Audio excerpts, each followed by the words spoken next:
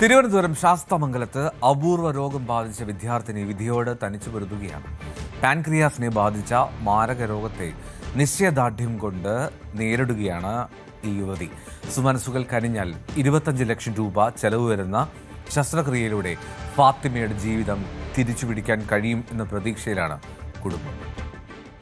പഠനത്തിൽ സമർത്ഥയായിരുന്ന ഫാത്തിമ ഫർഹാന എന്ന 23-കാരി 10ാം ക്ലാസ്സിൽ പഠിക്കുന്നതിനിടെയാണ് അപൂർവ രോഗം ജീവിതം മാറ്റിമറിച്ചത്.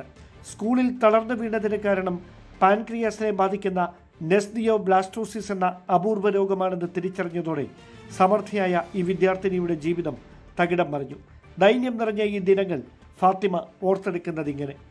10ാം ക്ലാസ്സിൽ പഠിക്കുമ്പോൾ തൊട്ടായിരുന്നു ഷുഗർ, തലകറങ്ങി വീഴുക, ഓർമ്മക്കുറവുണ്ടായിരുന്നു, എല്ല് പെട്ടെന്ന് ഒടിയുമായിരുന്നു. അങ്ങനെയാണ് ഹോസ്പിറ്റലിൽ കൊണ്ടുപോയി കാണിച്ചത്. അപ്പം ആദ്യം തന്നെ ഇത് ഡയഗ്നൈസ് ആയിരുന്നു ഇങ്ങനൊരു? ഇല്ല 4 വർഷം കഴിഞ്ഞാണ് എന്താണെന്നുള്ളത് കണ്ടുപിടിച്ചത്. ഇപ്പം എന്താണ് അവർ പറയുന്നൊരു എന്താ ട്രീറ്റ്മെന്റ് ആണ് ഇപ്പം അവർ പറഞ്ഞുകൊണ്ടിരിക്കുന്നത്?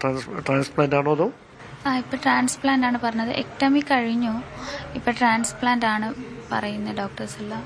3 വർഷത്തോളം പല ആശുപത്രികളിൽ കയറിയിറങ്ങി. ഒടുവിൽ ബംഗളൂരുവിലെ HCG ആശുപത്രിയിലാണ് രോഗം കണ്ടെത്തിയത്. പാൻക്രിയാസിന്റെ 90% തലസ്ഥാനത്തെ ആശുപത്രിയിൽ ശസ്ത്രക്രിയയിലൂടെ നീക്കം ചെയ്തു. എന്നിട്ടും രോഗം കുറഞ്ഞില്ല. ഇപ്പോൾ ഓരോ മാസവും 1 ലക്ഷം രൂപയോളം ചെലവ് വരുന്ന കുത്തിവയ്പ്പുകളിലാണ് ജീവിതം.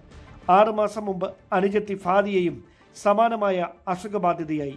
ഇതോടെ കുടുംബത്തിന്റെ ദുരിതം ഇരട്ടിച്ചു. സുമനസ്സുകളുടെ സഹായമുണ്ടെങ്കിൽ ജീവിതം തിരിച്ചു പിടിക്കാനാകുമെന്ന പ്രതീക്ഷയാണ് ഫാത്തിമ ഫർഹാനയുടെ വാക്കുകളിൽ നിറയുന്നത്.